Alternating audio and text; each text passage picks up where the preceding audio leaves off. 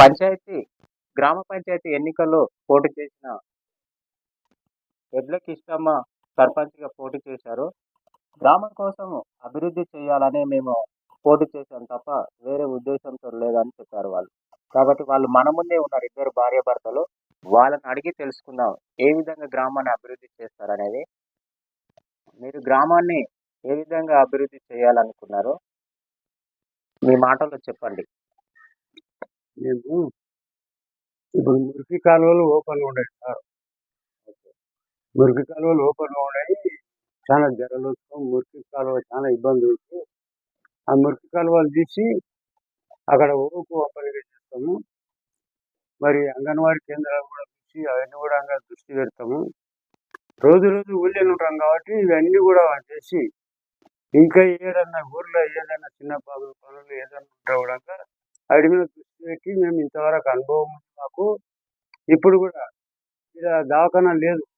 ఏ చిన్నదానికైనా మద్దతు పోవాల్సి వస్తుంది. దాని కొరకు చిన్న దవాఖానా కావాలంటే కూడా సొంతం నా జాగా ఉంది ఇచ్చి దవాఖానా ప్రభుత్వ సలహాతో దవాఖానా కూడా కట్టించి ప్రజలని ఆదుకుంటామనే ఉద్దేశంతో మేము కోరుతున్నాం. ఇంతకుముందు మీరు రాజకీయంగా ఏమన్నా అనుభవం ఉందా మీకు? రాజకీయంగానా? అంటే ఇప్పటివరకు ఏమన్నా పోటీ చేశారా? నేను వాడసేది బిడ్డ ఏంటనే 15 2010. అదే ఉద్దేశంతోనే ఇప్పుడు మీకు ప్రజలు అవకాశం ఇస్తారని చెప్పి మళ్ళా సర్పంచ్‌కి పోటీ చేశారు. అందుకని మరి సర్పంచ్‌గా మీకు ఇప్పుడు ప్రజలు బాగానే అదే మీరు మద్దతు తెలుపుతా ఉన్నారా? మరి మీకోసం ప్రజలందరూ కూడా నీవు మంచోడవు, అప్పుడు కూడా నీవు వాడసీలో పని చేసినావు, మంచిగా చేసినావు, ఎప్పుడు కూడా మళ్ళీ సర్పంచ్ అయితే ఇంకా మంచిగా చేస్తామని నిలబడమని కోరినందుకే మేము నిలబడి అవన్నీ కూడా మేము అందరితో సహకారం తీసుకొని ఎవరికి ఏం కావాల్సిందో అది చేయడానికి సిద్ధమవుతున్నామని కోరుతున్నాం.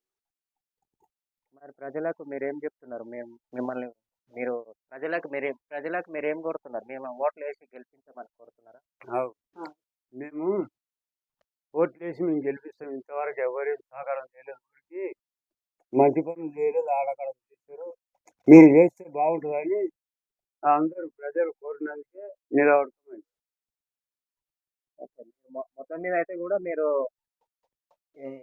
ఎంత వయసు అయినప్పటికీ కూడా గ్రామం అభివృద్ధి చెందాలనే ఆలోచన ఉంది తప్ప కానీ చేస్తాం. మీ వంతు మీరు చేస్తామని మీ ఆలోచన. ప్రజలు మీ అండగా ఉంటే ఖచ్చితంగా మిమ్మల్ని మీరు చేస్తారు ఆ పనులు. చేస్తాం. వారి మాటల్లో మనం తెలుసుకున్నాం. వారు ఖచ్చితంగా గ్రామం అభివృద్ధి కోసమే పాటుపడి ఉన్నారని ఈరోజు మనకు ఇంటర్వ్యూ ద్వారా చూస్తా ఉన్నాం.